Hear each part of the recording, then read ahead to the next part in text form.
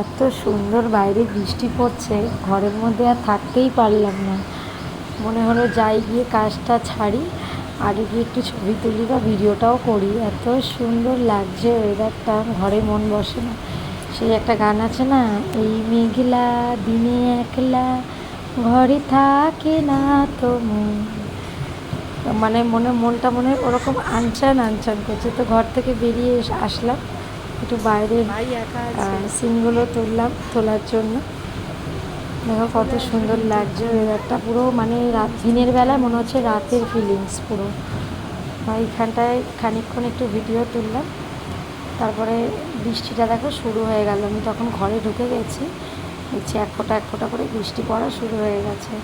তারপরে এত জোরে বৃষ্টি নামলো, আমি একটু দোতলার উপরে উঠলাম, উঠে দেখছি অসাধারণ সুন্দর এই গরমে বৃষ্টিটা নেমে গেছে, খুব ভালো লাগছিল।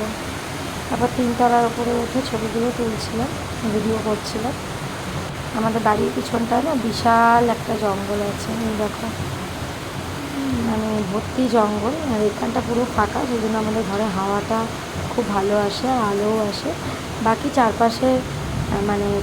চারপাশে একদম বড় বড় বাড়ি আছে, দেখতেই পাচ্ছ, অনেক গার্ড হয়ে যায়। কিন্তু আমার ঠিক বাড়ির জানলার পিছনটায় একদম ফাঁকা জায়গাটায়, মানে ফাঁকা বলতে কি এই গাছপালা পুরো ভর্তি হয়ে গেছে। ওইখানে একটু ছবি তুলতে, যখনই তুলি ওইখানের ছবিটাই দেখা যায় ভালোভাবে। আর সামনে পিছনে তো শুধু বাড়ি আর বাড়ি। আর এই জায়গায় এই সাইডেও বাড়ি। তো ওদের ছাদে, আমার ছাদটাকে দেখাতে পারছিলাম না, কারণ ছাদটা আমার দরজাটা বন্ধ করা ছিল, বন্ধ রেখেছিলাম, বৃষ্টির জলে ভিজে যায় ছাদে। তো তার জন্য ছাদটা তুলতে পারছিলাম না, এই জন্য এই সাইড দিয়ে জানলা দিয়ে তুলছিলাম। পাশের বাড়িতে কেমন জোরে জোরে বৃষ্টিটা আসছে দেখছি, আর দারুণ একটা ফিলিংস হচ্ছে, খুব সুন্দর উপভোগ করছি।